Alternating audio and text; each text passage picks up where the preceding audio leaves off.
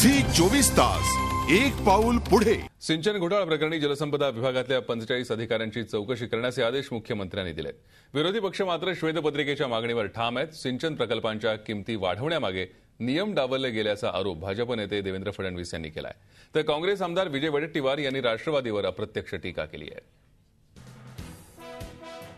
जलसंपदा खात्यातल्या 45 अधिकाऱ्यांच्या चौकशीचे आदेश मुख्यमंत्री पृथ्वीराज चव्हाण यांनी दिले आहेत।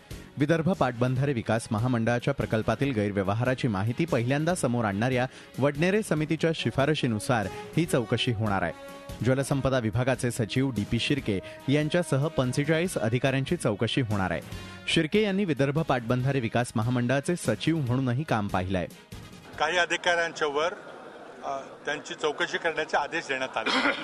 ही चौकशी होईल आणि अंतिम अहवाल आल्यावर तुम्हाला कळेल त्यावर काय झाले। चौकशी अहवाल असला की त्यातून पुढची कारवाई करायला काही वेळ लागतो आणि विभागाने ती कारवाई केल्यानंतर जेव्हा प्रस्ताव पुढे आला तो मान्य करण्यात आलेला आहे। मात्र या खातेनिहाय चौकशीचा काही उपयोग होणार नाही। राजकारणी आणि कंत्राटदारांच्या संबंधांची सीबीआय चौकशी केली पाहिजे असं सांगत काँग्रेस आमदार विजय वडेट्टीवार यांनी पुन्हा राष्ट्रवादीला अप्रत्यक्षपणे टार्गेट केलंय। जे अधिकाऱ्यांनी काम केलं त्याच अधिकाऱ्यांनी चौकशी करायची, यामध्ये फार काही निष्पन्न होणार नाही। म्हणून माननीय मुख्यमंत्री महोदयांना माझी विनंती असणार आहे आणि मी विनंती करणार आहे की आपण करायचं असेल तर याची स्पेशल इन्व्हेस्टिगेशन टीम तयार करा किंवा सीबीआय मार्फत चौकशी करा। नक्की यामधून फार मोठा घोटाळा उघडकीस येईल। भाजप प्रदेश महासचिव देवेंद्र फडणवीस यांनी अप्रत्यक्षपणे अजित पवारांना लक्ष्य केलंय।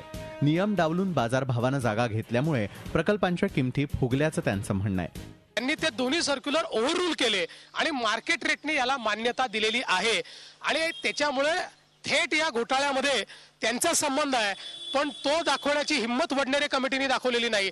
आणि म्हणून अधिकाऱ्यांवर तर तुम्ही इन्क्वायरी कराल, पण त्यांच्यावर इन्क्वायरी कशी होणार आहे म्हणून वडनेरे समिती हा आयवॉश आहे। मुख्यमंत्र्यांच्या चौकशीच्या आदेशामुळे विरोधकांबरोबरच स्वपक्षीयांचंही समाधान झालं नसल्याचं स्पष्ट आहे।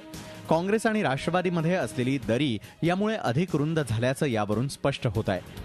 झी 24 ताससाठी ठाण्याहून कपिल राऊतसह अखिलेश हळवे, नागपूर। झी 24 तास एक पाऊल पुढे।